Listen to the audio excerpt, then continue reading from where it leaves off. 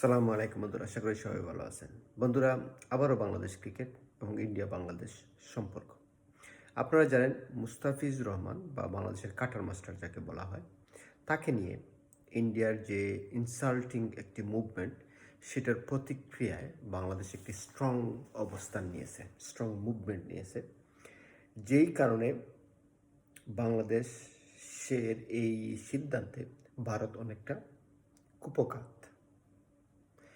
ভারত অনেকটাই কুপকাত, যার কারণে ভারত আইসিসির মাধ্যমে, ইন্টারন্যাশনাল ক্রিকেট কাউন্সিলের মাধ্যমে বাংলাদেশকে কনভিন্স করতে চাচ্ছে।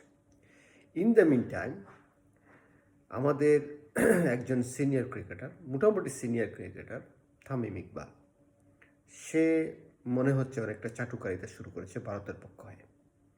সে বোঝাতে চাচ্ছে ডাইরেক্টলি বা ইনডাইরেক্টলি যে ভারতের সাথে সম্পর্ক রাখাটা দরকার বা জরুরি ক্রিকেটারদের জন্য, যেহেতু আইসিসির মাধ্যমে বা ইন্ডিয়ান ক্রিকেট বোর্ডের মাধ্যমে বাংলাদেশ ক্রিকেটাররা একটি আর্থিকভাবে লাভবান হয়ে থাকেন।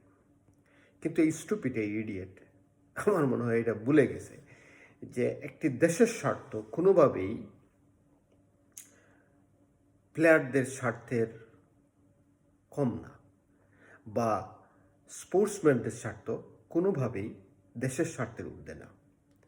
আর ইডিয়েট, কতদিন ধরে খেলো, কতটুকু খেলতে পারো, কি খেলেছো এই পর্যন্ত দেশের জন্য, কতটুকু অর্জন করতে পারছো দেশের জন্য, যে তুমি এই কথা বলতেছো যে ইন্ডিয়ার সাথে সমঝোতায় যেতে হবে।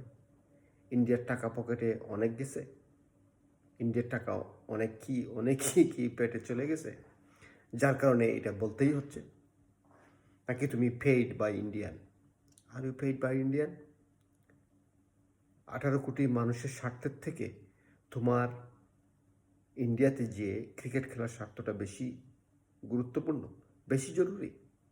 লজ্জা লাগলো না এই কথা বলতে?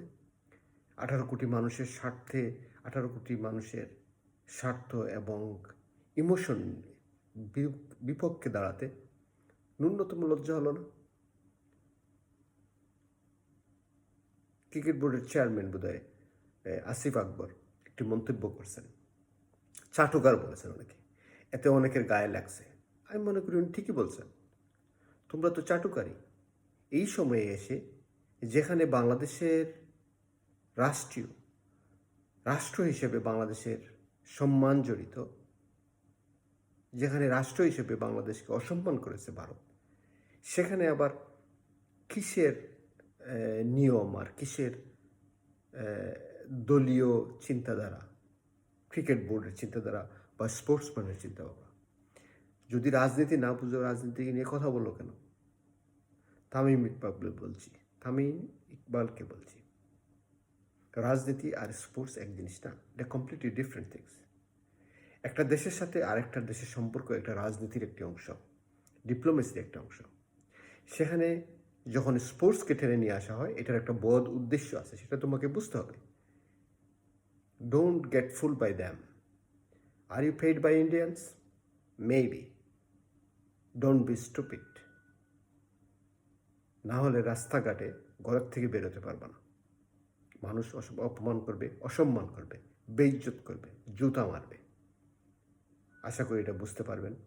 এবং বাংলাদেশের জনগণকে বলছি, এরকম চাটুকার যারা আছেন তাদেরকে অ্যাভয়েড করেন, ইগনোর করেন, এবং দেশের সম্মানে লড়ে যান। বাংলাদেশ মেরুদণ্ড সোজা করে দাঁড়াতে শিখেছে, এর জন্য বাংলাদেশকে সাধুবাদ জানাই। আমি এই এই মতবাদে বিশ্বাস করি না যে আমি যাকে পছন্দ করি না তার সব কিছুই আমার অপছন্দের। না, আমি ডক্টর ইউনূস বা এই ইন্টারিম সরকারের অনেক কিছুই অপছন্দ করি। তার অর্থ এই নয় যে দেশের স্বার্থ, দেশের সম্মানকে বিসর্জন দিয়ে আমি এই সরকারের বিরোধিতা করব, মোটেই না। খুদা হাফেজ। God bless Bangladesh.